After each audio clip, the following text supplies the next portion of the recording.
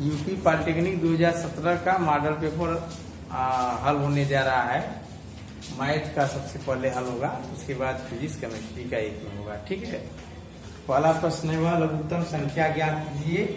इसे 12, 18, 36 और 45 से विभाजित किए जाने पर क्रमशः 8, 14, 32, 41 शेष रहे। तो देखिए, छोटी छोटी संख्या ज्ञात करनी है, जिसे 8 से भाग देने पर 12 से भाग देने पर 8 शेष बचता है, और 18 से भाग देने पर 14 शेष बचता है, और 36 से भाग देने पर 32, और 45 से भाग देने पर 41 शेष। हम क्या करते हैं, सबसे पहले 12, 18 और 36 और 45 का लसागु लेते हैं। अब देखो, 12 से भाग दे रहे हैं तो शेष कितना बच रहा है, 8, और 18 से भाग दे रहे हैं तो शेष कितना बच रहा है, 14, 32 से भाग दे रहे हैं शेष 28, और 45 से भाग दे रहे हैं शेष जो है 41। देखिए, इसमें भी 4 का अंतर है, इसमें भी 4 का अंतर है, इसमें भी 4 का अंतर है, इसमें भी 4 का अंतर है। तो ऐसे प्रश्न को करते समय इसका लसागु ले लेंगे, पूरा लसागु लेने के बाद 4 घटा देंगे। एलसीएम ले लीजिए, क्या है, 9 और 45, 21, 1, 3, 3, 15, 1, 1, 1, 5, 5, 5, 15, 45, संख्या 180 हो गया लसागु। तो संख्या होगा कितना, 180 माइनस 4 कितना, 176। विकल्प ए सही है। विकल्प कौन सा सही है, ए। प्रश्न है, पी एक कार्य को 9 दिन में कर सकता है, क्यू पी से 50% अधिक सक्षम है, तो क्यू को उसी कार्य को करने में कितने दिन लगेंगे। ठीक, इस ऐसे प्रश्न को करने के लिए सबसे पहले 1 दिन का काम करते हैं। पी जो है 9 दिन में काम करता है, कई दिन कर रहा है, 9 दिन। 1 दिन में कितना करेगा, 1 दिन का काम, पी का 1 दिन का काम। 1 दिन का निकाला, 9 दिन में एक काम कर रहा है, 1 दिन कितना भाग करेगा, 1/9 भाग। और क्यू का 1 दिन का काम पी से 50% अधिक कर रहा है। पी से 50% अधिक कर रहा है, मतलब कि वह 150% कर रहा है। ये 100% पी कर रहा है, तो क्यू कितना कर रहा है, पी 100% कर रहा है, तो क्यू जो है 150% करेगा। यहाँ पर जाएगा 9 × 150%, तो जाएगा 9 × 150/100। काटिए, 3 का 9, 3 × 15, 5 × 10, कितना हो गया, 1/6 भाग। या 1 दिन में 1/6 भाग, तो पूरा काम कितने दिन करेगा, पूरा काम करेगा बराबर 6/1, मतलब 6 दिन। विकल्प हमारा इसमें सही होगा सी। 7 सेमी आधार त्रिज्या वाले 24 सेमी ऊंचे शंकु को तैयार करने के लिए कितने क्षेत्रफल की लौह चादर की आवश्यकता होगी, पाई बराबर 22/7। तो देखिए, त्रिज्या 7 है, हमें शंकु बनाना है। ऐसे शंकु का चित्र नहीं होता है, ये इसका त्रिज्या कितना है, 7 है। ठीक, ऊंचाई कितना है, 24, कितना है। तो कारक कितना चद्दर की आवश्यकता होगी इसको तैयार करने के लिए, तो चद्दर की आवश्यकता होगी, मतलब इसमें कितना चद्दर लगा है। तो इसके लिए हम लोग संपूर्ण पृष्ठ, पहले इसका किनारे किनारे का क्षेत्रफल निकालना है। किनारे किनारे का क्षेत्रफल निकालना है, तो हम लोग वक्र पृष्ठ लेंगे, और नीचे का जो क्षेत्रफल होता है वो आधार का क्षेत्रफल होता है। वक्र पृष्ठ क्षेत्रफल और आधार क्षेत्रफल जोड़ेंगे तो पूरा संपूर्ण पृष्ठ हो जाएगा।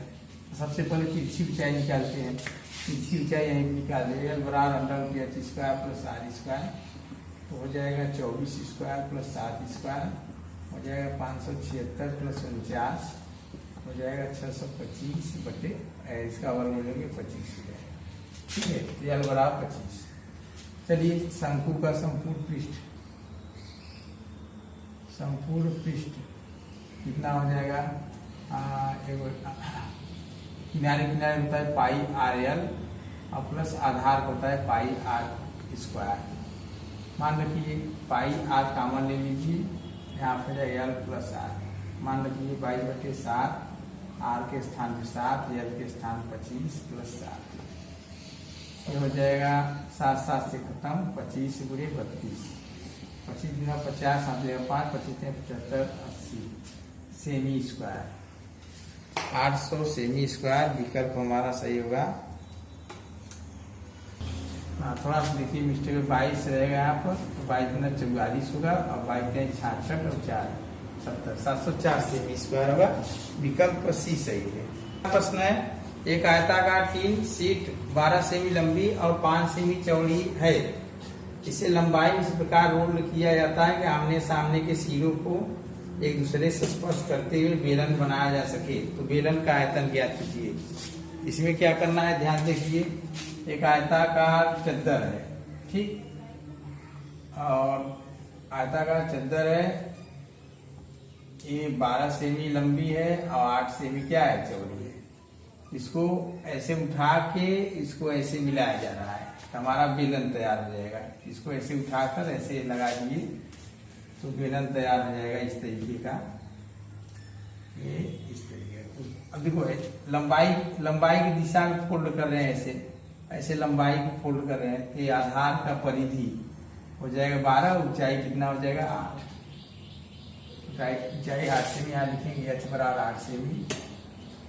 अगर इस तरीके से ऐसे फोल्ड करते तो परिधि हो जाता हमारा 8, परिधि इसमें क्या गया 12 होगा, ठीक है। जब ऐसे फोल्ड करेंगे, इस तरीके उठा के ऐसे करेंगे तो परिधि 8 हो जाएगा, लंबाई 12, ठीक है। लेकिन हम ऐसे कर रहे हैं, कैसे, इसको उठाए ऐसे लगा रहे हैं तो परिधि 12 हो जाएगा हमारा, ऊंचाई 8। तो परिधि को कहते हैं 2 पाई आर बराबर 12, आर बराबर हो जाएगा 12/2 पाई बराबर 6 पाई। तो बेलन का आयतन होगा, pi R square H, pi R के स्थान 6 पाई और 6 पाई और एच के स्थान पे 8। सरल करिए, पाई से खत्म, 6 36 और 8 6 48 और 8 24 28, अच्छा होता है 24 28 बटे पाई सेमी धन सेमी क्यूब। तो हमारा हो जाएगा इसमें विकल्प। थोड़ा सा देखिए प्रश्न लिखने में हमसे गलती हो गई, यहाँ 5 है तो यहाँ ऊंचाई हमारा 5 हो जाएगा, यह भी कितना हो जाएगा 5, ठीक। तो हो जाएगा 180 बटा पाई धन सेमी। विकल्प इसमें सही होगा हमारा ए, विकल्प ए सही है। एक व्यापारी अपने स्टोर से खरीदी जाने वाले वस्तुओं पर 10% की छूट का विज्ञापन देता है।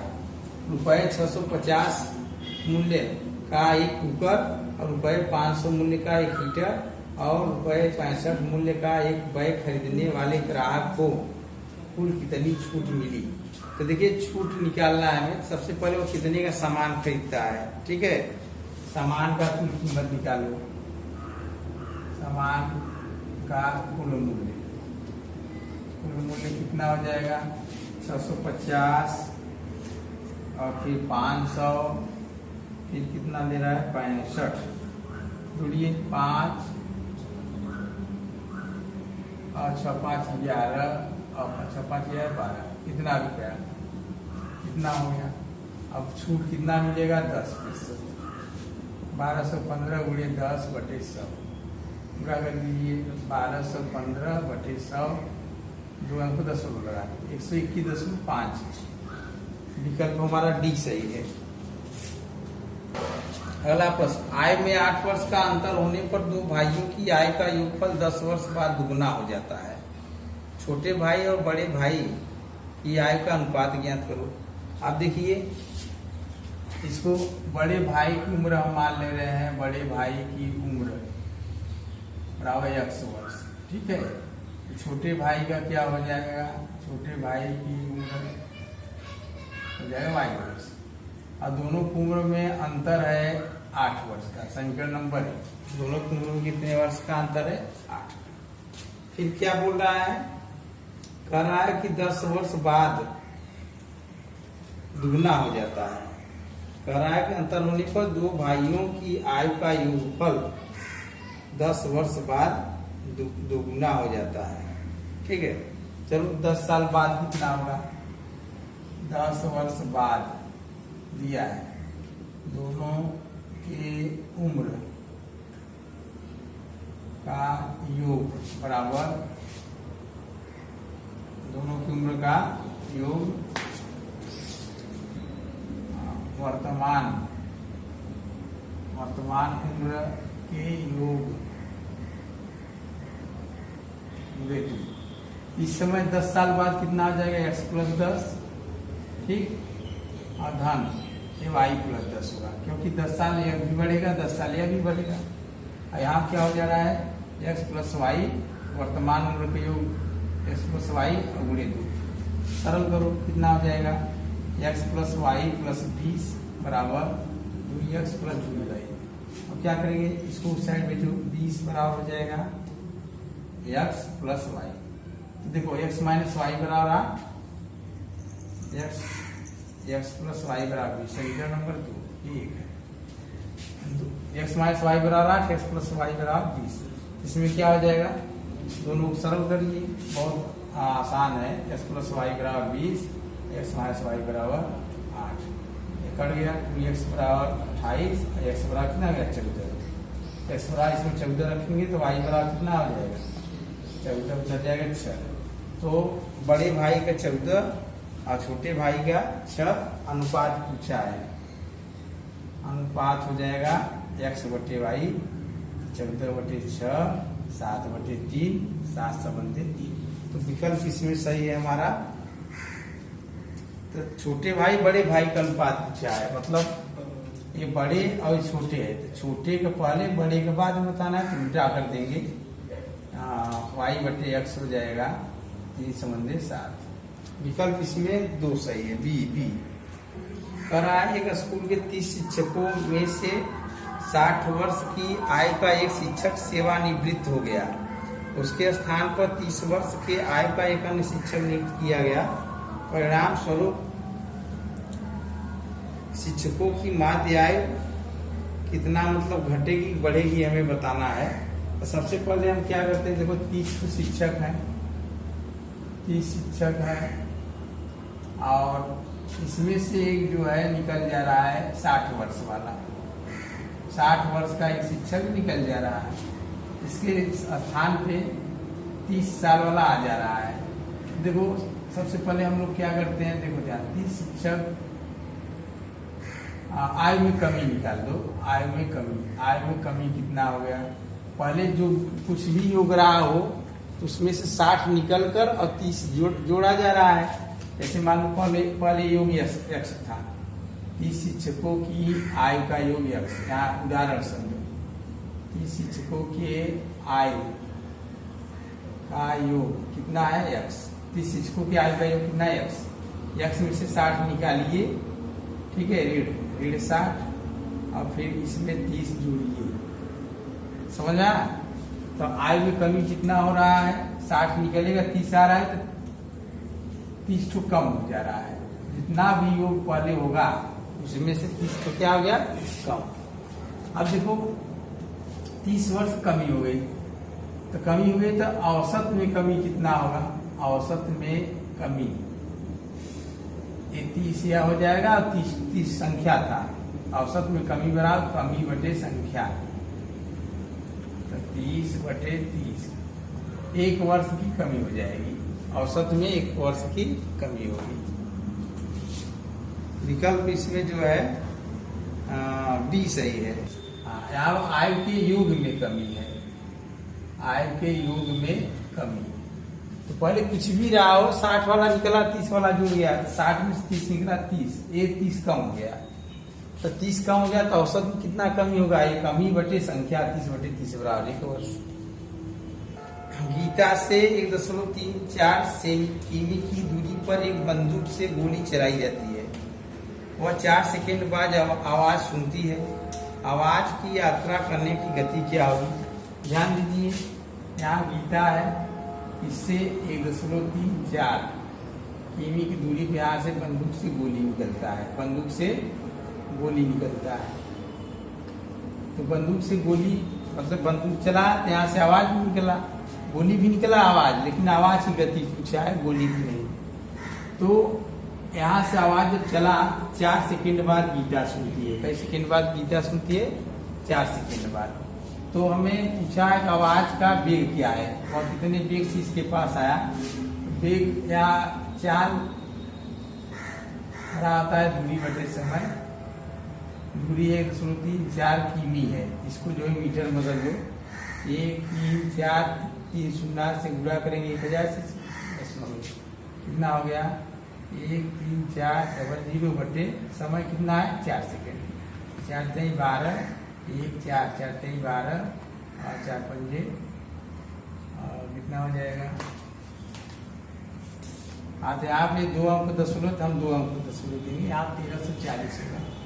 4 3 12 और 1 4 4 3 12 2 0 4 पंजे 20, 335 मीटर पर सेकेंड होगा। इसका आंसर होगा हमारा ए।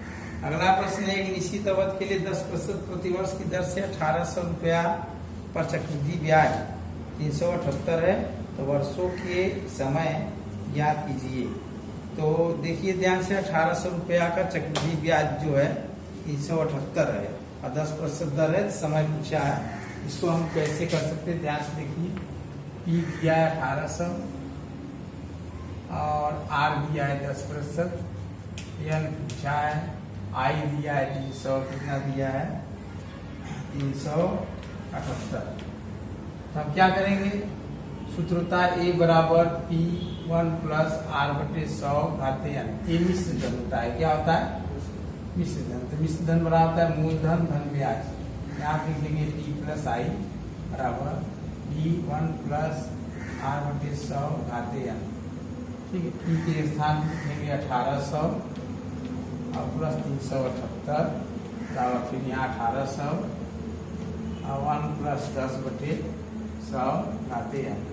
क्या करेंगे? ध्यान देखो, 18 3 2178 हो जाएगा। ये 2178 यहाँ ब्याज इस साइड आ जाएगा, भाग हो जाएगा, बराबर 11 बटा 10 घाते हैं।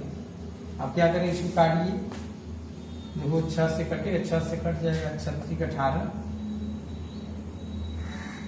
और 3 7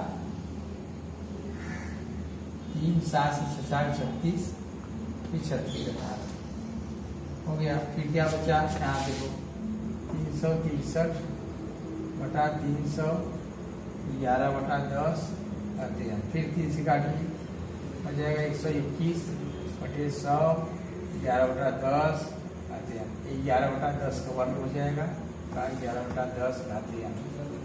दुई बराबर n, तुलना करेंगे तो ए कट जाएगा, 2 बराबर n, मतलब n बराबर 2 होगा। विकल्प इसमें सही है डी। अगला प्रश्न है, देखिए, under root n root x² घाते n/2 घाते 2, इसका मान बताना है। दिया है ऐसे x² यहाँ n, ये यहाँ पर दिया है, कितना दिया है? n/2, ठीक है, और फिर पूरा का दिया है, क्या दिया है? पूरा दिया स्क्वायर। क्या करेंगे? इसको भी सरल करेंगे। पहले तो घात पे घात है कैंसिल, क्या बचा हमारा? x²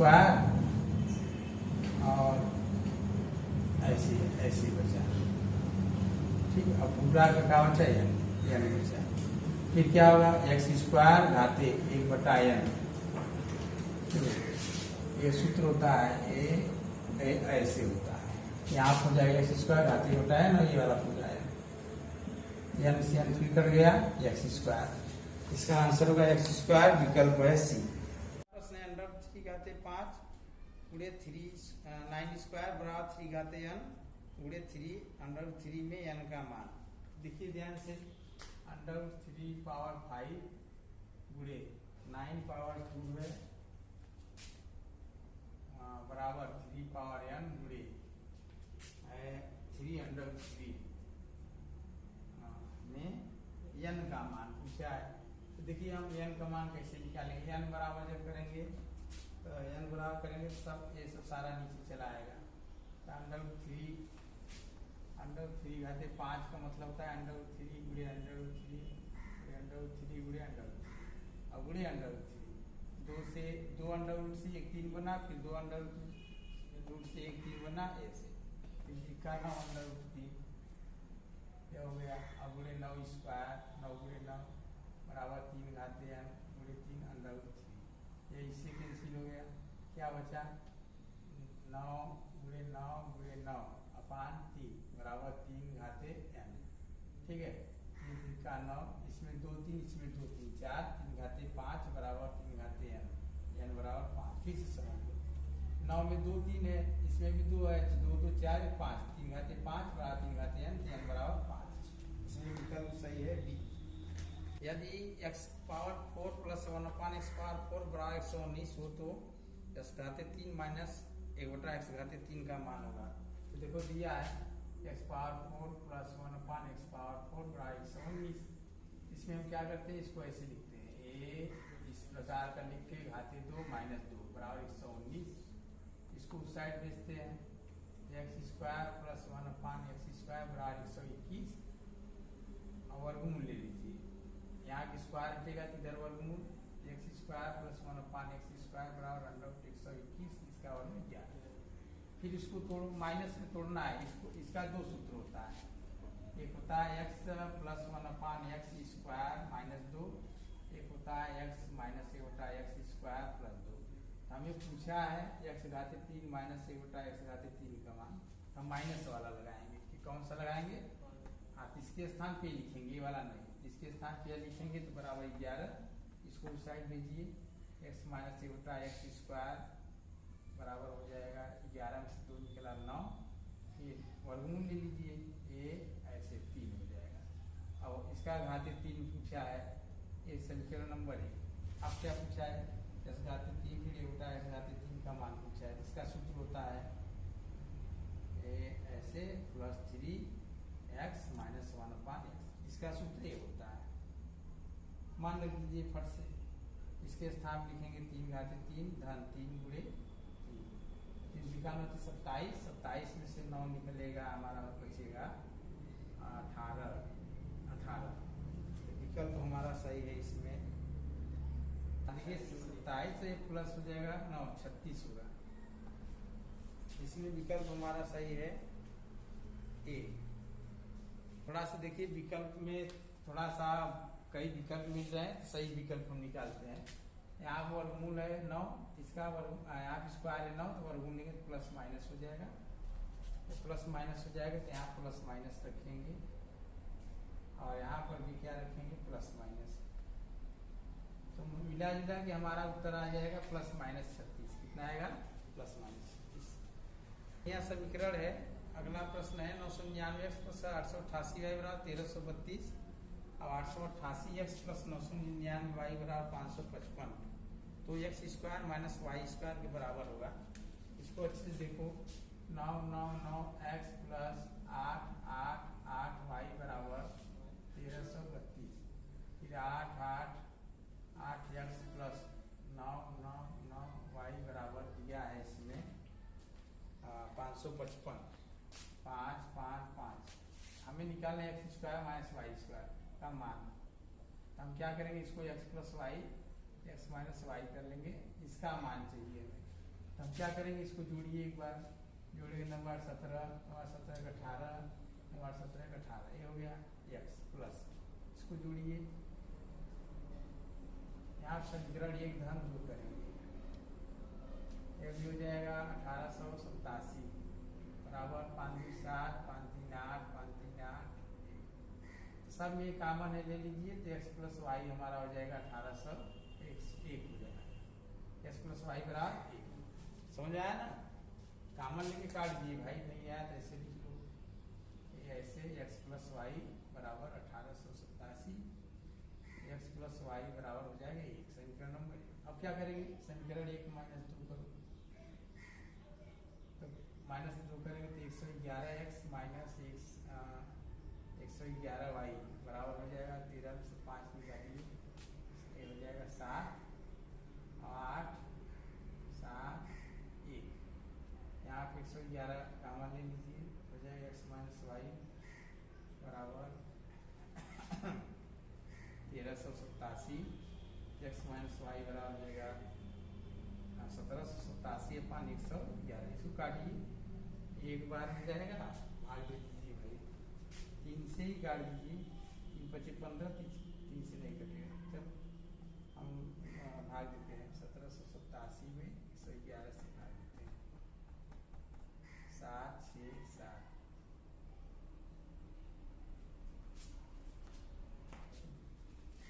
आप देख लीजिए, यहाँ पे यहाँ 7 होगा, ठीक है, 7, 7, 7 आएगा, फिर हो जाएगा हमारा 1, 7 हो जाएगा, x माइनस वाई बराबर 7। ये समीकरण नंबर 2। अब क्या करना है, इसको इसमें मान लो, यही पूछा था, x प्लस वाई के स्थान पे x माइनस वाई का स्थान क्या रखेंगे, 7, 7 एकम 7। ये आंसर हमारा हो जाएगा बी। ABC और त्रिभुज MNP में यदि AB बराबर 2.25 सेमी और MP बराबर 4.5 सेमी और PN बराबर जो है 7.5 सेमी और कोण ACB बराबर कोण MNP और कोण ABC बराबर कोण MPN, तो भुजा BC की लंबाई है। तो सबसे पहले इसमें क्या करेंगे, दो त्रिभुज बनाएंगे, एक त्रिभुज है ABC, यहाँ ABC, ठीक है, एक त्रिभुज और बनाएंगे, एक त्रिभुज और बनाएंगे ऐसे MNP, ठीक, MNP। अब क्या करेंगे, AB बराबर 2.5 सेमी, 2.25 सेमी आप लिखेंगे, और MP बराबर 4.5 सेमी, ठीक। अब PN बराबर 7.5 और PN बराबर, अच्छा हो गया, क्या हो गया, इसमें दिया है कोण ACB बराबर कोण MNP। ACB मतलब यह वाला कोण, MNP इसके बराबर है, मतलब यह अक्षांश है, तो यह भी क्या है, अक्षांश है। और दिया है कोण ABC मतलब बीच वाला कोण, ये वाला कोण वाई अंश बराबर किसके है, MPN के वाई। तो देखिए, अगर त्रिभुज के दो कोण बराबर होते हैं तो समरूप होते हैं, क्या है, हाँ, ए समरूपता कसौटी से, ए समरूपता कसौटी से ABC त्रिभुज ABC समरूप, M मतलब खाली से Y फिर X गए, खाली से Y फिर X, MPN। उल्टा मत लिखना, कैसे हम लिखे ध्यान देखो, त्रिभुज ABC पहले लिख लिए, तब कैसे इसको लिखना है, पहले इसको देखो, ABC लिख लिए, खाली Y X, तभी खाली Y X ऐसे चले, खाली Y X, MPN। ये समरूप हो गया। जब समरूप होता है तो संगत भुजाओं का अनुपात बराबर होता है, AB बटा AB की संगत कौन है, खाली Y, AB की संगत MN है, AB की संगत MP है, और BC बराबर BC बटा Y से X, तो Y से X, PN बराबर AC बटा AC ले लिए, खाली से X, तो खाली से X, MN। खाली कोण, यहाँ कोई कोण नहीं है, यहाँ X है AC में, खाली कोण फिर X, यहाँ खाली कुछ नहीं लिखे X, यहाँ भी कुछ नहीं लिखे X, AC बटा MN। मान रखिए AB का मान है 2.25 बटे MP का मान है 4.5, BC का मान कितना है हमें नहीं पता है, BC, PM का मान कितना है, PM 4.1 AB बटा MP बराबर BC बटा PN, PN है, तो PN का मान है 7.5, AC का मान नहीं पता है हमें और ना ही MN का मान पता है, इसको छोड़ देते हैं। चलो BC निकालते हैं, 4.5 BC 2.25 बटे 7.5, BC बराबर हो जाएगा 2.25 गुणे 7.5 और 5 4.5, ये इससे कैंसिल हो गया।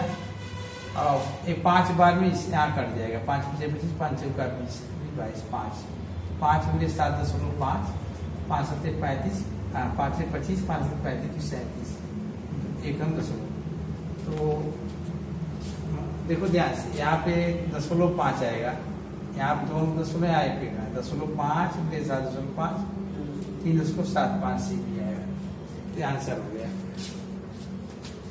विकल्प ए सही है इसमें, ठीक है।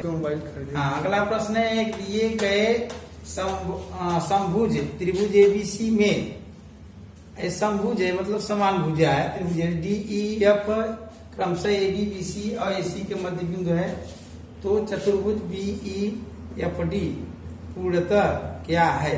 तो ध्यान से देखिए, ऐसे है, यहाँ ABC, एक त्रिभुज ABC है और समान भुजा है, इसका भुजा तीनों का क्या है, समान है। अब कह रहा है D जो है AB का मध्य बिंदु है, E जो है BC का है और F है AC का।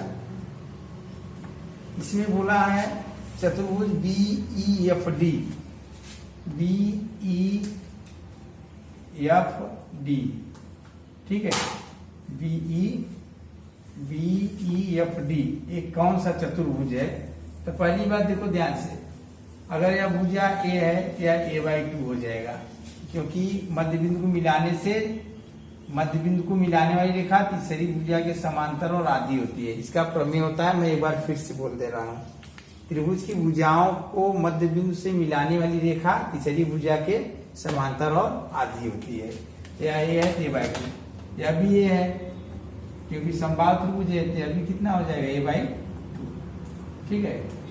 अच्छा, अब देखो यहाँ से यहाँ A है, ये मध्य बिंदु है तो ये भी A/2, और यहाँ से यहाँ A है, ये मध्य बिंदु है तो ये भी A/2। हम देखते हैं चारों भुजा बराबर हो गया, ठीक है। तो चारों भुजा बराबर है तो समचतुर्भुज और वर्ग का विकल्प मेरे सामने आ रहा है, या तो ये समचतुर्भुज होगा या तो विकल्प वर्ग।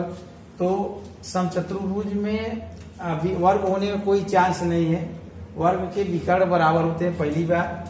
और दूसरी बात एक मतलब इसका सभी कोण 90 अंश होना चाहिए, यहाँ 90 नहीं होगा, ये 60 है, समबाहु त्रिभुज 60 हो गया, तो 90 तो है नहीं, ये समचतुर्भुज होगा, इसका विकल्प डी सही है। हाँ, अगला प्रश्न है, ऐसे वृत्त की जीवा AC ऐसे वृत्त की जीवा है जिसका केंद्र O है, यदि B चाप AC पर कोई बिंदु है और कोण OCA बराबर 20 अंश है, तो कोण ABC का परिमाण क्या होगा? तो देखो AC ऐसे वृत्त की जीवा है जिसका केंद्र O है, यदि B चाप AC पर ऐसा कोई बिंदु है कोण OCA, तो सबसे पहले वृत्त बनाइए, यहाँ वृत्त बना दिए, ठीक। और AC कर रहा है एक जीवा है, मान लो AC जीवा है, ठीक है।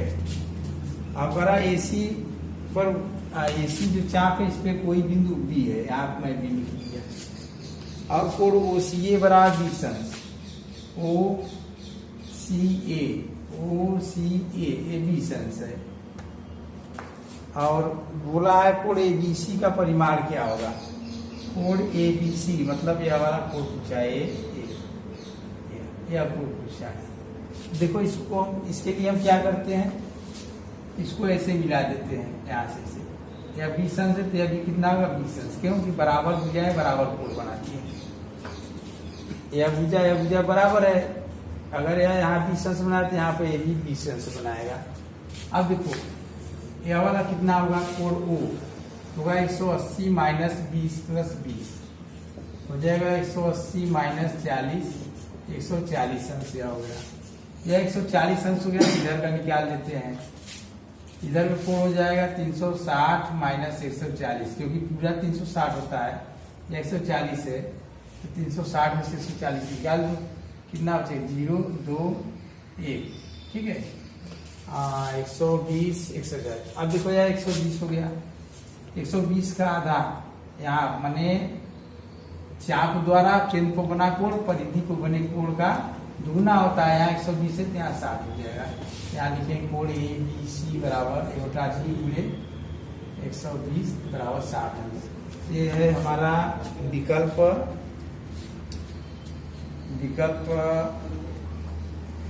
थोड़ा सा देखिए यहाँ पर घटाना गलती हो गया था, ये 220 है, यहाँ ऐसे ही 220 लिखेंगे, हमारा आ जाएगा 110। विकल्प इसमें सही है हमारा डी। एक समकोण त्रिभुज के शीर्षों के निर्देशांक 3,4 7,4 और आर जो है 3,8 है, समकोण पी पर है, तो त्रिभुज पी क्यू आर का लंब केंद्र है। देखो ध्यान से, लंब केंद्र त्रिभुज ऐसे बना लिए, ऐसे बना लिए, ये हो गया, ये हो गया, यहाँ पर पी है, ठीक है, यहाँ पी है, जहाँ समकोण बन रहा है उसको पी, एक तरफ क्यू लिख दिए, एक तरफ आर लिख दिए। पी का निर्देशांक क्या है 3,4, क्यू का क्या है 7,4, आर का क्या है 3,8। अब इसमें हम क्या करेंगे, हमें लंब केंद्र पूछा है, तो लंब केंद्र देखो या भुजा, यहाँ पर लंब है, तो लंब केंद्र यही हो गया, लंब केंद्र यही होगा। तो लंब केंद्र हमारा पी है, पी का मतलब 3,4, लंब केंद्र होगा 3,4, विकल्प ए सही है। अगला प्रश्न है, जब थीटा बराबर 45 अंश हो तो sec theta plus cosec theta का मान। चलो sec theta plus cosec theta का मान पूछा है, तो थीटा का मान 45 अंश दिया है, ठीक, हम लोग रखते हैं यहाँ 45 अंश, इसका मान √2, इसका मान √2, कितना हो गया 2√2। विकल्प सही है इसमें सी, विकल्प sine power 6 theta plus cos power 6 theta किसके बराबर है, तो ध्यान देखिए sine 6 theta plus cos 6 theta, ठीक है, इसको हम लोग ऐसे लिखते हैं, साइन स्क्वायर थीटा का घाते 3 प्लस कास स्क्वायर थीटा घाते 3। यहाँ देखो ए क्यू प्लस बी क्यू का सूत्र होता है A plus B घाते 3 minus 3ab A plus B, ठीक है, इसी तरीके से बैठाते हैं, या ये हो गया हमारा ए पी, तो हम फिर लिखेंगे sine square theta plus cos square theta घाते 3 माइनस 3ab, ठीक है, ए प्लस बी। चलो sine square theta plus cos square theta का मान है 1/3 बराबर 1/3 हो जाएगा, minus 3 sine square theta cos square theta, इसका उत्तर 1 हो जाएगा, 1 minus 3 sine square theta cos square theta, विकल्प हमारा सही है इसमें ए। अगला प्रश्न है, व्यंजक 1 प्लस काट स्क्वायर ए बटे 1 प्लस कोसेक ए किसके बराबर है। देखिए ध्यान से, 1 प्लस काट स्क्वायर ए बटे 1 प्लस कोसेक ए किसके बराबर है। चलो सरल करते हैं, 1 प्लस इसको लिखते हैं कोसेक स्क्वायर ए माइनस 1 अपान कोसेक ए प्लस 1। क्या होगा, इसको इधर करिए, यहाँ पर वर्गांतर का सूत्र लगा दीजिए, कोसेक ए प्लस 1 कोसेक ए माइनस 1, नीचे कोसेक ए प्लस 1, यह कैंसिल हो गया, क्या बचा 1 प्लस कोसेक ए माइनस 1, ये भी कैंसिल हो गया, बचा कोसेक ए, विकल्प हमारा सही है डी। अगला प्रश्न है, जिस समय सूर्य की ऊंचाई 60 अंश होती है उस समय की तुलना में जिस समय की सूर्य की ऊंचाई 30 अंश होती है उस समय समतल जमीन पर खड़ी मीनार की छाया 40 मीटर अधिक लंबी होती है, मीनार की लंबाई ज्ञात कीजिए। तो देखिए एक बार ध्यान दीजिए, ऐसे बना लिया, यहाँ सूर्य है, समझ में यहाँ सूर्य है, ये मीनार है। चित्र बनाने का तरीका, जो कम कोण होता है उसको दूर लिखते हैं, ये बात हमेशा ध्यान रहे, जो कम कोण होता है उसको दूर लिखते हैं और जो ज्यादा कोण होता है उसको पास लिखते हैं। यह 40 मीटर अधिक है, यह x है, ठीक है। तो मीनार की ऊंचाई पूछा है, एच हमें पूछा है, ठीक है। तो अब क्या करना है, लगाइए। दो त्रिभुज है हमारे पास, ए बी सी डी। त्रिभुज ए बी सी अगर लेंगे तो tan 60 अंश बराबर लंब बटा आधार एच बटा एक्स, कड़ी में 3 बराबर एच बटा एक्स। समीकरण नंबर हमें एच का मान निकालना है। किसका मान निकालना है, एच का। एच बराबर यहाँ से कर दीजिए, एच बराबर कड़ी में 3x। समीकरण नंबर 1। अब बड़ा वाला लीजिए, त्रिभुज ए बी सी में tan 30 अंश बराबर हो जाएगा हमारा एच बटा 40 प्लस एक्स, ठीक। इसका मान होता है बटा कड़ी में 3 एच बटा 40 प्लस एक्स, ठीक। अब क्या करेंगे, तिरछी गुणा कर लीजिए, 40 प्लस एक्स बराबर एच कड़ी में 3 और एक्स बराबर हो जाएगा कड़ी में 3 एक्स माइनस 40। एक्स के स्थान पे ही रखना है, रखो। समीकरण 1 से एच बराबर कड़ी में 3 एक्स, कड़ी में 3 एक्स के स्थान क्या लिखेंगे, कड़ी में 3 एक्स माइनस 40। बहुत बढ़िया है, देखो ध्यान से। 3h माइनस 40 कड़ी में 3, इसको इस साइड उसको इस साइड, इसको इस साइड उसको उस साइड करेंगे। ध्यान 40 कड़ी में 3 बराबर 2h, h बराबर 20 कड़ी में 3। ये आंसर हो गया हमारा, h बराबर 20 कड़ी में 3, ऑप्शन डी। डाटा का निम्नलिखित में कौन सा आलेखी निरूपण संचयी बारंबारता को दर्शाता है। अगला प्रश्न है, ध्यान से। डाटा का निम्नलिखित में कौन सा आलेखी निरूपण संचयी बारंबारता को दर्शाता है। तो संचयी बारंबारता को दर्शाने वाला है त्वरण। क्या होता है, त्वरण। जो डाटा होता है, जो ग्राफ खिंचाता है, उसमें जो त्वरण होता है वो संचयी बारंबारता को दर्शाता है। इसमें ऑप्शन सी सही है। दो समान समकोण त्रिभुज LMN तथा त्रिभुज OP की ऊंचाइयां 48 सेमी और 36 सेमी है। यदि OP बराबर 12 सेमी है तो LM होगा। तो देखिए, दो त्रिभुज है, समान समकोण का मतलब होता है समान कोण। देखो, समान समकोण का मतलब होता है समान समकोण या समकोणिक,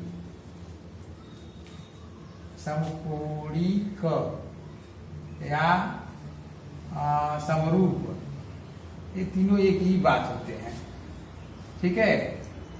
समरूप त्रिभुज है, दो त्रिभुज है, समरूप है। त्रिभुज LMN ऐसे बना दीजिए, LMN। और एक त्रिभुज और है, त्रिभुज OPQ, ठीक है। ऐसे दो त्रिभुज है।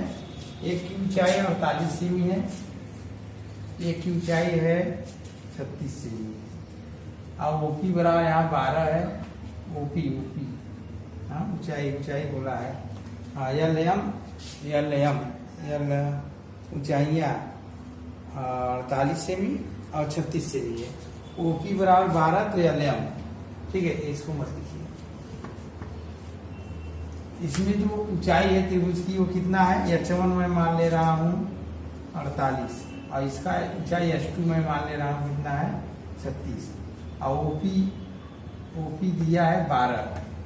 यहाँ पूछा है OP की संगत कौन भुजा होगा। ध्यान देखो, कैसे हम जानेंगे। त्रिभुज LMN समरूप त्रिभुज OPQ। ध्यान देखो, अगर ये समरूप है तो LM की संगत OP होगा, MN की संगत PQ होगा, और LN की संगत होगा OQ। एक बात हमेशा ध्यान दें। तो सूत्र हमारा क्या होता है समरूप त्रिभुज में। चलो, LM बटे OP, इसमें LM ले रहे तो इसमें OP लेंगे, बराबर H1 बटे H2। LM के स्थान क्या लिखेंगे पता नहीं, LM पूछा है, ठीक है। LM पूछा है तो LM के स्थान पे x बटे OP के स्थान क्या लिखेंगे 12, H1 के स्थान पे 48 और H2 के स्थान क्या लिखेंगे 36। तो इसी गुणा कर दीजिए, आंसर आ जाएगा। हो जाएगा 12 चौक 48, 12 36 और 3x बराबर 48 और x बराबर 16। तो LM बराबर 16 होगा। इसमें ऑप्शन कौन है, ए। ऑप्शन ए सही है। दी गई आकृति में O केंद्र है तो x किसके बराबर है? ध्यान दीजिए, बढ़िया सा वृत्त बना है, ये ऐसे है, ये ऐसे है, ठीक, ये ऐसे है, और यहाँ वो है, यहाँ पे ऐसे है, ठीक है, और यहाँ Q है, यह क्या है? P है, ठीक, यहाँ पर R है, और यहाँ क्या है? S है, ठीक। अब देखो क्या करना है, एक O है। अब इसमें क्या करना है, ये 35 अंश है, कितना है? 35 अंश है। हमें पूछा है कौन सा कोण पूछा है? x का मान पूछा है, ये वाला x। चलो बहुत सरल है, ध्यान से देखिए। यह क्या है? केंद्र है। केंद्र से होकर जाने वाली जीवा क्या होती है? व्यास होती है। केंद्र से होकर जाने वाली जीवा व्यास होती है, तो व्यास द्वारा परिध जो कोण बनता है 90 अंश। ये 90, ये 35, ये कितना हो जाएगा? 55, ठीक है। कोण यश बराबर हो जाएगा 180 माइनस 90 प्लस 35, हो जाएगा 180 माइनस 90 माइनस 35, 90 माइनस 35 हो जाएगा हमारा 10 में 5 होगा 55, ये 55 हो गया। तो एक और प्रमेय होता है, एक ही जीवा द्वारा परिध पर बने कोण समान होते हैं। एक ही जीवा द्वारा परिध पर बने कोण समान होते हैं। तो जीवा एक PQ द्वारा परिध पर एक भी कोण बना है, ये भी बना है, यह दोनों क्या होंगे? समान है, इसलिए x बराबर 55। विकल्प कौन सा सही है? विकल्प इसमें B सही है। अगला प्रश्न है, कृति में POQ व्यास है और PQRS एक चक्रीय चतुर्भुज है। यदि कोण PSR बराबर 130 अंश है तो कोण RPQ का मान ज्ञात होगा। ज्ञात मान क्या होगा? ध्यान देखिए कि वृत्त बनाइए अच्छे से, और इसमें एक केंद्र है, केंद्र से एक रेखा है यहाँ पर, एक ऐसे है, ऐसे है, यहाँ Q है, यहाँ O है, यहाँ P है, यहाँ R है, और एक पॉइंट यहाँ है S, इसको ऐसे मिलाया गया है, यहाँ 130 अंश है, ठीक है। तो हमें RPQ पूछा है, RPQ ये वाला कोण पूछा है, बहुत अच्छा है, सरल है। चक्रीय चतुर्भुज, देखो PSRQ चक्रीय चतुर्भुज है। तो चक्रीय चतुर्भुज नाम है कि इनके कुछ लक्षण होंगे। लक्षण क्या है? सामने की भुजाओं का 180 अंश होता है।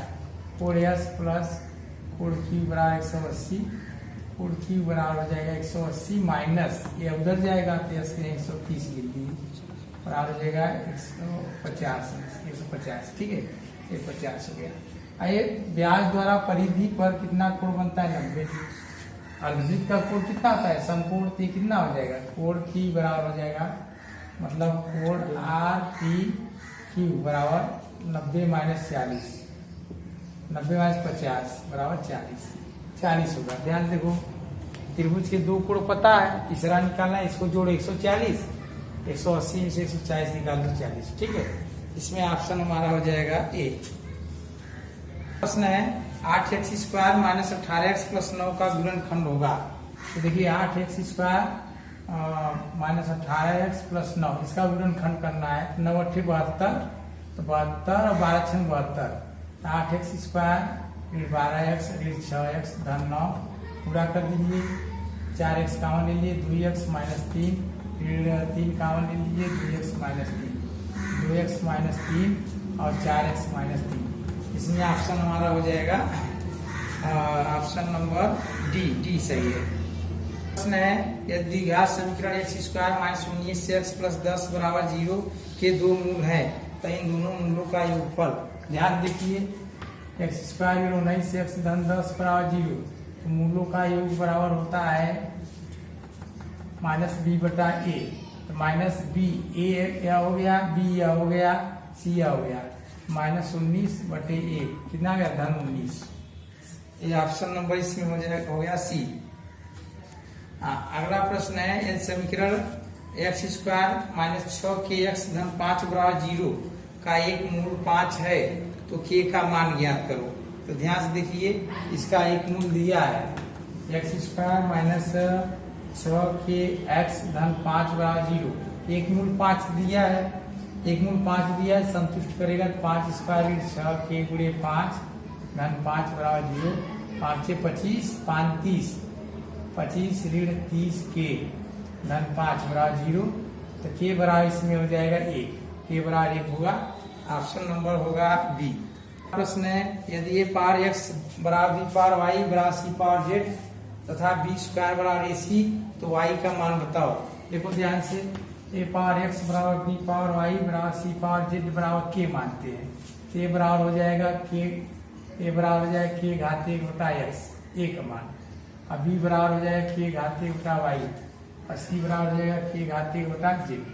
अब हमें क्या करना है, बी स्क्वायर बराबर ए सी, यहाँ जाए के घात 1 बटे वाई स्क्वायर बराबर के घात 1 बटा एक्स और के घात 1 बटा जेड, तो जाए के घात 2 बटे वाई बराबर के घात 1 बटा एक्स प्लस 1 बटा जेड। तो तुलना कर दीजिए, 2 बटे वाई बराबर 1 बटा एक्स धन 1 बटा जेड, तो वाई का मान पूछा है तो हो जाएगा x Z Z plus x, तो 2 बटे वाई बराबर इतना आ गया, पलटी मार दीजिए, वाई बटे 2 बराबर एक्स जेड बटे एक्स प्लस जेड, तो वाई बराबर हो जाएगा 2 एक्स जेड बटे एक्स प्लस जेड। फिर से चेक कर लीजिए, ए पावर एक्स बराबर के, तो ए बराबर के घात 1 बटा एक्स, बी पावर वाई बराबर के, तो बी बराबर के घात 1 बटे वाई, सी पावर जेड बराबर के, सी बराबर के घात 1 बटे जेड। इसमें मान रखते हैं, मान रखने के बाद सर्व कर देंगे, आ जाएगा ऑप्शन इसमें हमारा होगा D. X plus 3 x square plus के एक्स प्लस 12 का एक गुणनखंड है, तो के का मान ज्ञात कीजिए।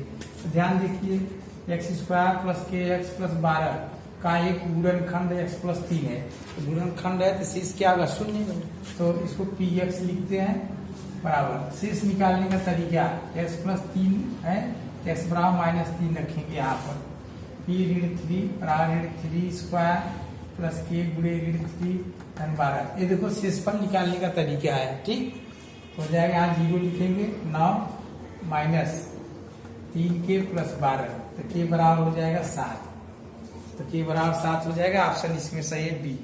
अगला प्रश्न है ए कामा बी कामा 8 कामा 5 कामा 10 का माध्य 6 तथा प्रसरण जो है 6.80 है, तब निम्नलिखित में से ए तथा बी के संभव मान क्या है।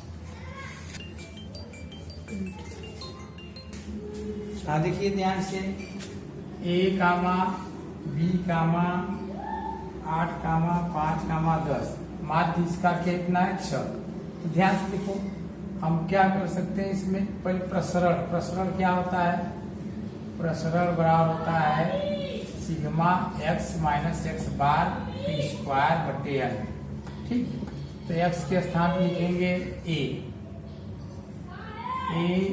बार वजह से, ए माइनस एक्स बार कितना है 6, माध्य माने 6, एक्स बार माने माध्य, एक्स बार का मतलब क्या होता है माध्य, तो हो जाएगा ये -6 square plus b -6 square plus 8 -6 square plus 5 -6 square plus 10 -6 का स्क्वायर बटे कई हुआ है 1 2 3 4 5 5।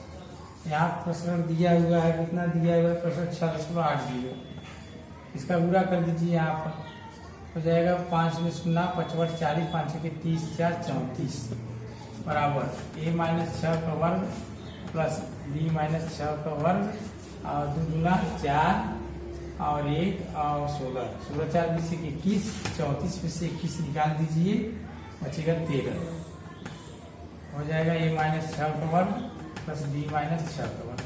अब देखिए इसको हम क्या करते हैं, 13 को तोड़ देते हैं वर्ग के रूप में, क्योंकि 2 वर्गों का योग 2 वर्ग है ना, वर्ग है तो वर्ग हमेशा धनात्मक संख्या होगा, इसको तोड़िए 9 + 4 में, ठीक है, तो a-6 का वर्ग और प्लस b-6 का वर्ग, ठीक है, तो संभावित मान पूछा है, संभावित मान क्या होगा, इसका इससे कर दीजिए, इसका इससे, तो हमारे पास आएगा a-6 बराबर 3 का वर्ग हो जाएगा 3, a बराबर 9, b-6 बराबर 2 और हो जाएगा b बराबर 8, a बराबर 9 b बराबर 8, ऑप्शन में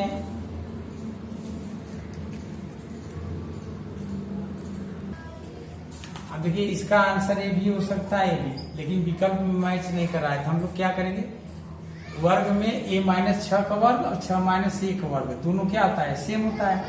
a माइनस 6 का वर्ग 6 माइनस 1 का वर्ग समान होता है। इसको एक बार उल्टा करके लगाते हैं हम लोग, मतलब 9 धन 4 बराबर लिख सकते हैं आप वर्ग 6 माइनस 1 का वर्ग प्लस b 6 माइनस b का वर्ग।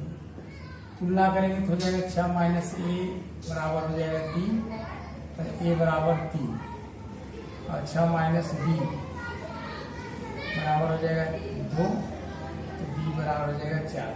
3 4 ऑप्शन 3 4 कौन है इसमें, 31 नंबर का option 3 4 D, option D. log 8 128 बराबर है, तो देखो इसको कैसे करते हैं, log 8 128 के बराबर पूछा है, तो हम लोग क्या करेंगे, log 128 बटे log 8 लिखेंगे, ठीक। तो log 128 को लिखेंगे log 2 पावर 7, यहाँ हो जाएगा log 2 पावर 3, ठीक है। तो हो जाएगा 7 log 2, हो जाएगा 3 log 2। सूत्र होता है, सूत्र पे ध्यान दो, log ए बी का मतलब होता है log बी बटा log ए, ठीक है। तो 7 log 2 अपना 7 log 1 कैंसिल हो गया, 3 7 बटा 3, ठीक है। तो आंसर हो जाएगा हमारा 7 बटा 3, ऑप्शन ए। यदि ए बराबर 1 2 माइनस 3 0 मैट्रिक्स में है, अब बी बराबर माइनस 1 0 2 3 हो, तो हमें सिर्फ दिखाना है क्या ए बी बराबर बी ए, और दिया है, देखिए ध्यान से, ए बराबर है 1 2 3 0, ठीक है। बी बराबर है 1 0 2 3। हम सबसे पहले क्या करते हैं, ए बी निकाल लेते हैं, क्या करते हैं, ए बी। तो ए बी निकालते हैं, तो ए बी कितना हो जाएगा, 1 2 3 0 माइनस 1 0 2 3 करीब, इसका इसमें 1 2 गुना 4, इसका इसमें 1 0 और 2 3 6, यहाँ हो जाएगा इसे 3 प्लस 0 और हो जाएगा 0 प्लस 0, हो जाएगा हमारा -5 3 6 0, ठीक है। बी ए करिए, बी ए करेंगे तो कितना आ जाएगा, -1 0 और 2 3, ए का मान रखिए, ए का मान 1 2 3 0। इसको उठाते हैं, ऐसे गुणा करते हैं, तो 1 प्लस 0 हो जाएगा 2 प्लस 0 हो जाएगा 2 और -9, इसका हो जाएगा 4 प्लस 0 हो जाएगा 1 7 और 2 4। तो हम देखते हैं कि ए बी और बी ए बराबर नहीं है, इसका आंसर हो जाएगा हमारा ऑप्शन सी। हाँ, तो यहाँ हो जाएगा 3। ए बी और बी ए बराबर नहीं है, इसलिए ऑप्शन सी सही होगा। समीकरण x² 18x प्लस 9 बराबर 0 के मूलों का गुणोत्तर माध्य। ध्यान देखिए, x² 18x प्लस 9 बराबर 0 है, तो अल्फा प्लस बीटा बराबर हो जाएगा 18 और अल्फा इंटू बीटा बराबर हो जाएगा 9, मतलब माइनस बी बटा ए से 18 और सी बटा ए से क्या होगा 9, ठीक है। तो गुणोत्तर माध्य, मूलों का गुणोत्तर माध्य पूछा है, तो मूलों का गुणोत्तर माध्य बराबर होगा अंडर अल्फा बीटा, ठीक है। तो अंडर अल्फा बीटा मतलब अंडर 9 9 वर्ग 3, ये आंसर हो गया, ऑप्शन इसमें ए सही है। अगला प्रश्न है, 70 व्यक्तियों के एक समूह में 45 हिंदी भाषा बोलते हैं, 33 अंग्रेजी भाषा बोलते हैं और 10 व्यक्ति न तो हिंदी बोलते हैं और न ही अंग्रेजी बोलते हैं। कितने व्यक्ति दोनों भाषा बोलते हैं? ऐसे प्रश्नों को हल करने के लिए एकदम सरल तरीका है हमारे पास। देखिए ध्यान से, यह हिंदी हो गया और क्या है, ये अंग्रेजी हो गया। जब दोनों वाला है तो इंग्लिश मान लीजिए, ये बीच का भाग दोनों है, ध्यान सुनो, हिंदी पूरा है या इंग्लिश पूरा है, बीच वाला स्थान दोनों है और यह वाला भाग केवल हिंदी है, यह वाला भाग केवल हिंदी है, अरे केवल इंग्लिश है, ठीक है। तो हमें क्या करना है, माना दोनों भाषा वाले यक्ष हैं, कितने हैं यक्ष, ठीक है। अब देखो ध्यान से 45 हिंदी बोलते हैं तो केवल हिंदी कितने होंगे 45 माइनस एक्स। ये 45 माइनस एक्स क्या है केवल हिंदी, केवल हिंदी। और क्या है 33 अंग्रेजी बोलते हैं केवल अंग्रेजी 33 माइनस एक्स। और टोटल संख्या कितना है 70 है। ठीक है तो इसको जोड़ दो, इसको जोड़ो।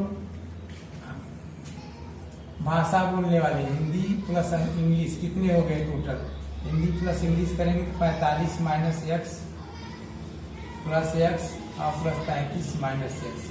यह कैंसिल हो जाएगा 5 3 8 और 4 3 7 माइनस एक्स। ठीक है अब कह रहा है कि कह रहा है 10 व्यक्ति ना तो हिंदी बोलते हैं ना ही अंग्रेजी बोलते हैं। तो देखिए टोटल 70 है, टोटल 70 है और दोनों भाषा वाले 78 माइनस एक्स है। ठीक तो अब 10 लोग जो है न तो हिंदी बोलते हैं ना अंग्रेजी, तो 70 के बराबर कौन कौन होगा सब, इसलिए 70 के बराबर कौन कौन होगा 78 माइनस एक्स यह होगा, प्लस 10 लोग हैं जो दोनों नहीं बोलते हैं, अलग है, इस ग्राफ से अलग है 10 लोग। कितना हो गया 70 और ए माइनस 88 बराबर ऋण एक्स, तो ऋण 10 कितना हो जाएगा 18, ऋण 18 और ऋण एक्स एक्स बराबर 18। तो 18 लोग ऐसे हैं जो दोनों भाषा बोलते हैं, इसमें ऑप्शन हमारा हो जाएगा बी। हाँ देखिए अगला प्रश्न है के किस मान के लिए 5x प्लस 3y प्लस 2 बराबर 0 और 3x माइनस ky प्लस 6 बराबर 0 रेखाएं दूसरे के लंब होगी। तो 5x प्लस 3y और प्लस 2 बराबर 0, तो यहाँ से एमोन निकालिए, एमोन बराबर होता है ऋण x गुणांक बटे y का गुणांक। अब सूत्र नहीं लिख रहे हैं, एमोन बराबर ऋण x का गुणांक बटे y गुणांक। और दूसरा समीकरण है हमारा 3x माइनस ky प्लस 6 बराबर 0, m2 बराबर होता है ऋण x गुणांक बटे y का गुणांक। तो लंब है तो एमोन गुणे m2 बराबर -1 लंब के लिए होता है। ठीक है एमोन के स्थान पर ऋण 5/3 गुणे ऋण 3 ऋण के बराबर ऋण 1 कैंसिल 3 से कैंसिल -5/k बराबर -1, यह भी कैंसिल k बराबर 5। ठीक है k बराबर 5 आंसर है इसमें ऑप्शन सी सही है। समांतर रेखाओं 3x प्लस 4y प्लस 10 बराबर 0 तथा 3x प्लस 4y प्लस 20 बराबर 0 के बीच की दूरी है।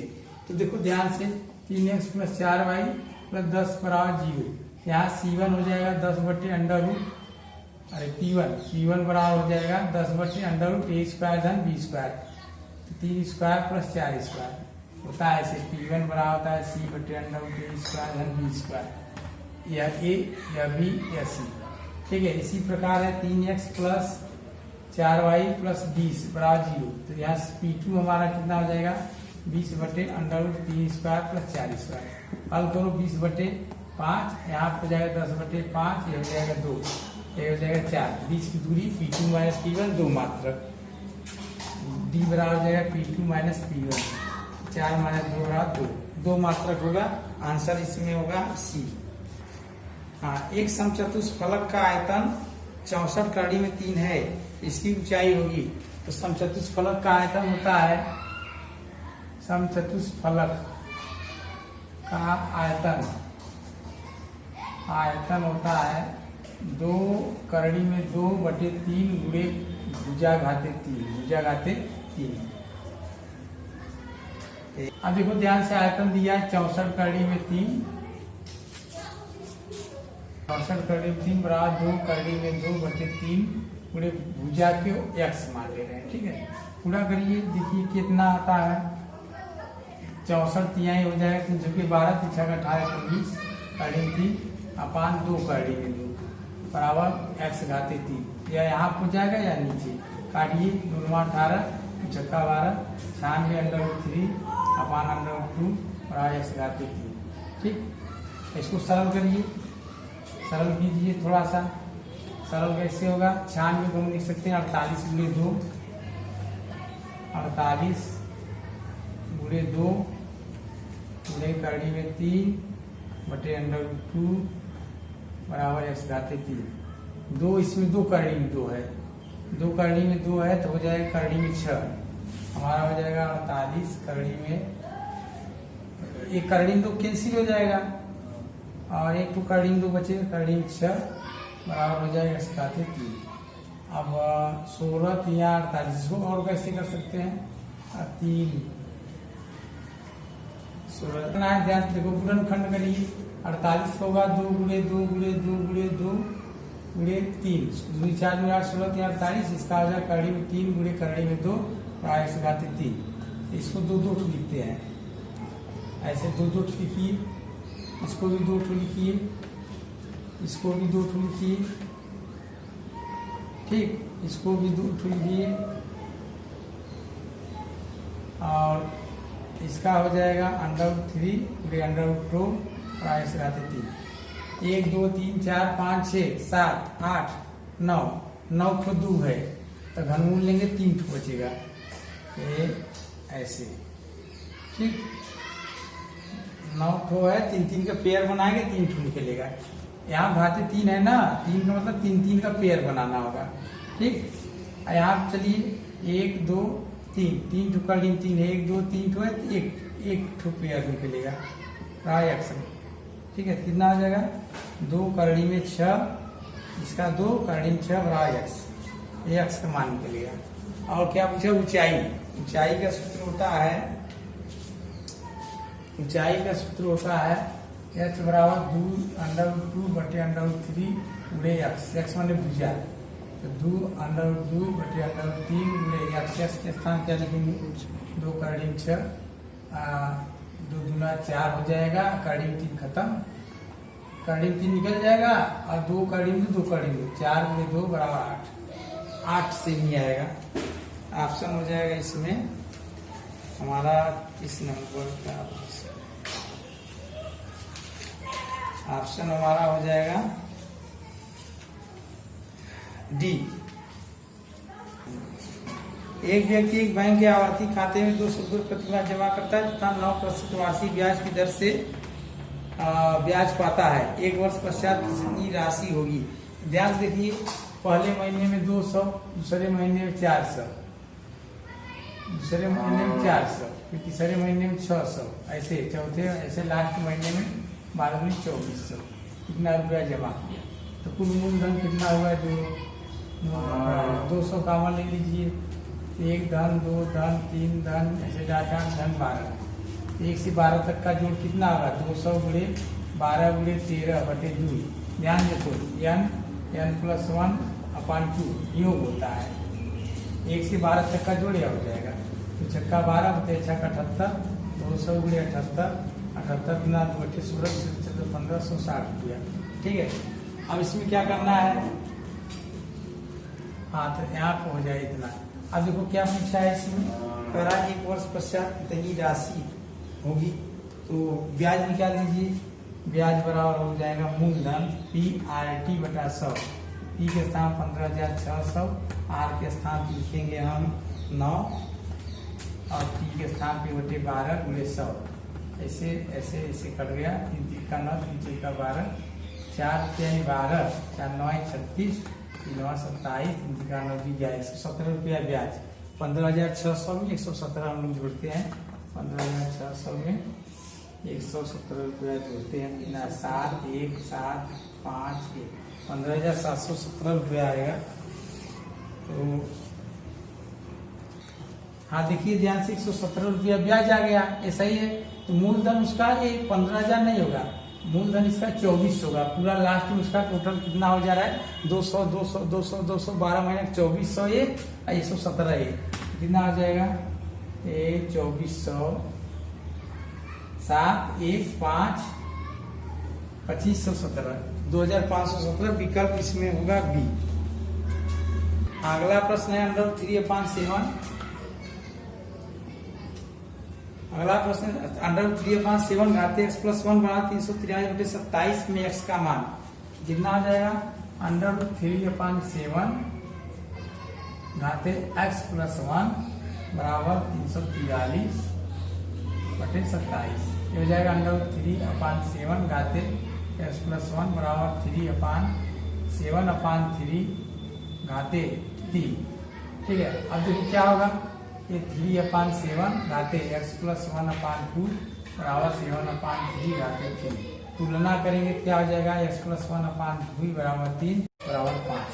इसका आंसर हो जाएगा मेरा विकल्प डी। प्रश्न है, एक घन की प्रत्येक भुजा में 50% वृद्धि हो जाती है, तब घन के पृष्ठीय क्षेत्रफल में कितना वृद्धि होगा। तो देखो, घन की भुजा मान लीजिए प्रारंभ में ए था, घन का भुजा ए, घन की भुजा हम लोग मान लिए ए, ठीक है। तो अब देखो यहाँ क्षेत्रफल कितना है, 6a², ऐसा ही है। नई भुजा कितना हो गया, ध्यान देखो, नई भुजा ये था 50% बढ़ गया तो 150 हो गया, 50% बढ़ गया तो कितना हो गया, 150% हो गया, ये कट गया, 5 3 15, 5 9 10, 3a/2, इसका क्षेत्रफल निकालिए, नया क्षेत्रफल कितना हो गया, तो 6×3a/2 × 3a/2 कितना हो गया भैया, 36 58 54 में 4 का भाग दीजिए, 54 में 4 का भाग देंगे, a² हो जाएगा 27/2 a²। चलो कम वृद्धि कितना हुआ, 27/2 a² में से 6a² निकाल दो, 6 × 12, 27 में 12 निकला, 15a²/2, ठीक है। अरे 6 × 12, 27 में 12 निकालेंगे, 15a², प्रतिशत वृद्धि,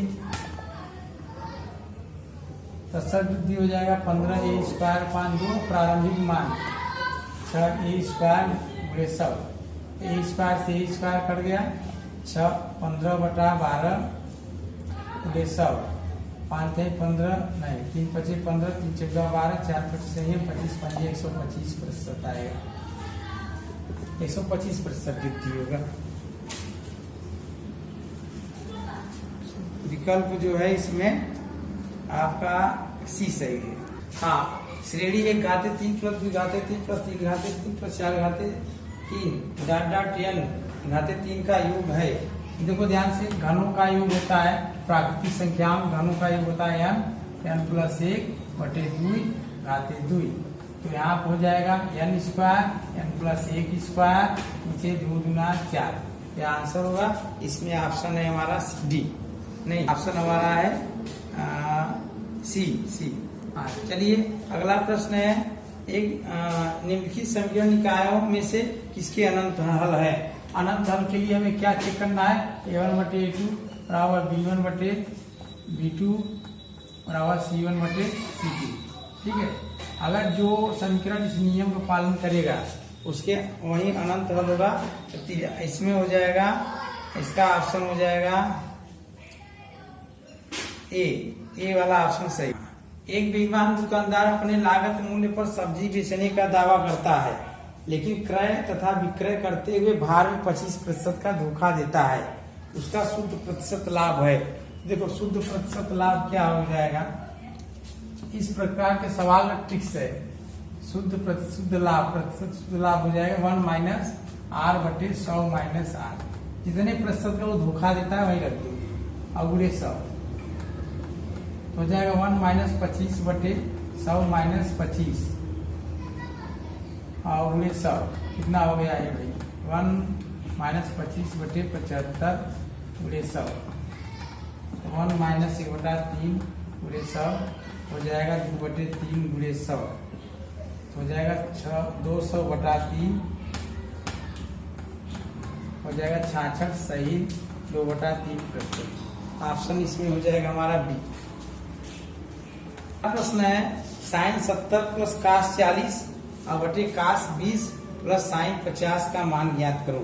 ध्यान से देखिए, sin 70 + cos 40 नीचे है cos 20 + sin 50, ये डिग्री में है सारा।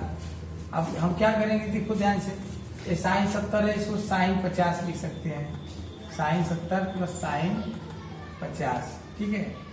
अरे cos 40 और cos 40 मान sin 50 मान बराबर होता है, क्योंकि sin θ = cos 90 - θ, ठीक है, ये होता है।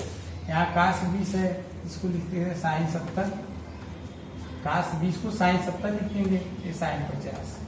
देखो ऊपर नीचे बराबर, कट के 1, ऑप्शन इसमें हो जाएगा डी। अगला प्रश्न है, कोण OAB = 20 अंश और कोण OCB = 30 अंश, तो कोण AOC का मान ज्ञात करो। तो बढ़िया सा चित्र बनाइए, ऐसे एक केंद्र ले लीजिए, और ऐसे कर लीजिए, ऐसे कर लीजिए और इसको जो है ऐसे मिला दीजिए। यहाँ 20 अंश है, यहाँ 30 अंश है, यहाँ O है, यहाँ A है, यहाँ B है, यहाँ B है, यहाँ C है। बहुत बढ़िया सवाल है, थोड़ा सा रचना कर दीजिए, ऐसे हो गया। अब देखो F वाला भुजा यह वाला भुजा बराबर, या यहाँ 20 बना है तो भी यहाँ कितना बना है 20। यह वाला भुजा यह वाला बराबर, अगर यह यहाँ 30 बना है तो भी यहाँ कितना बना है 30। 30 20 50, 50 गुना 100। ये हो जाएगा ऑप्शन हमारा, ऑप्शन बी सही है। अब अगला प्रश्न है, दो समभुज त्रिभुज ABC और त्रिभुज PQR का परिमाप क्रमशः 36 सेमी और 24 सेमी है। यदि PQ बराबर 10 सेमी है तब AB का माप ज्ञात कीजिए। अब देखो दो त्रिभुज है, एक ABC है, ABC, एक त्रिभुज क्या है PQR है, ठीक है। अब दिया है परिमाप, तो परिमाप दिया है, परिमाप क्रमशः 36 24, इसका 36 है, इसका 24 है। समरूप त्रिभुज नियम होता है P1/P2 बराबर कोई भी किसी भी संगत भुजा का त्रिभुज ABC के समरूप कौन है, त्रिभुज PQR है, ठीक है। तो सूत्र कैसे बनता है ध्यान से देखो, AB की संगत कौन है PQ, AB PQ, BC की संगत कौन होगा BC QR, और AC की संगत कौन होगा PR। परिमाप में होता है, ठीक है। चलो P1 का मान दिया है, इसमें P1 का मान दिया है 36, इसका 24, और AB का मान दिया है, और PQ को मान दिया है 10, और AB पूछा है। सरल कर दीजिए, यहाँ चला आएगा 36/24 × 10 बराबर AB, तो हो जाएगा 12 × 36, 12 × 24, 2 × 5 × 15 बराबर AB। इसमें ऑप्शन हमारा हो जाएगा, ऑप्शन हो जाएगा हमारा C। हाँ देखिए, किसी त्रिभुज की भुजाओं के मध्य बिंदुओं क्रमशः जोड़ने से जो 4 त्रिभुज बनते हैं, वो चारों जो है आपस में सर्वांग सम होते हैं। तो देखिए त्रिभुज ऐसे खींच दिए, ठीक है, ABC, ठीक है, ये त्रिभुज हो गया। इसका मध्य बिंदु, इसका मध्य बिंदु, इसका मध्य बिंदु, यहाँ D, यहाँ E, यहाँ E, ऐसे मिला दिए।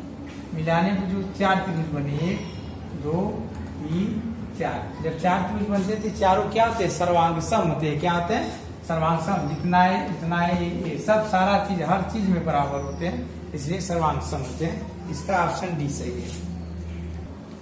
हाँ अगला प्रश्न है, दिए गए चित्र में AB तथा CD दो जीवाएं बिंदु P पर मिलती हैं। यदि AB बराबर 5 सेमी, PB बराबर 3 सेमी, PD बराबर 4 सेमी, तो CD की लंबाई क्या होगी। ध्यान से देखिए भैया, एक वृत्त है, यह एक वृत्त है, ठीक है, वृत्त है, और ऐसे फिर ऐसे है, यहाँ पर P लीजिए, ठीक है। यहाँ A है, यहाँ B है, यहाँ C है, यहाँ D है, ये 4 सेमी, ये जो है 5 सेमी, ठीक है, और ये 3 सेमी, ये X। तो इसमें पूछा है CD की लंबाई, किसकी लंबाई पूछा है CD। अब क्या होता है सूत्र, ध्यान दें, बहुत बढ़िया सूत्र है। AP जहाँ प्रतिच्छेद करते, A से P गुणे B से P बराबर C से P गुणे D से P। A से P कितना है 5 3 8, B से P कितना है 3, C से P कितना है 4 घन X, और D से P कितना है 4, 4 दूना 8, अब 23 बराबर 4 + X, 6 से 4 निकला 2 बराबर X। ये ऑप्शन हमारा हो जाएगा, ऑप्शन इसमें डी सही है। अगला प्रश्न है, 7 के पहले 5 गुणजों का औसत होगा। 7 के 5 गुणजों का औसत 7 + 14 + 21 + 28 + 35 अब बटे 7, ठीक है, अरे 5। अब देखो इसमें दिक्कत ये है कि अब जोड़ने में समय लगेगा, तो हमारे पास ऐसे है 7 कॉमन लीजिए, 1 प्लस 2 प्लस 3 प्लस 4 प्लस 5 कर दीजिए बटे 5, 7 गुणे 5 9 की बात 14 15 बटे 5, 5 3 15, 7 की 20 होगा। ऑप्शन इसमें हो जाएगा हमारा बी।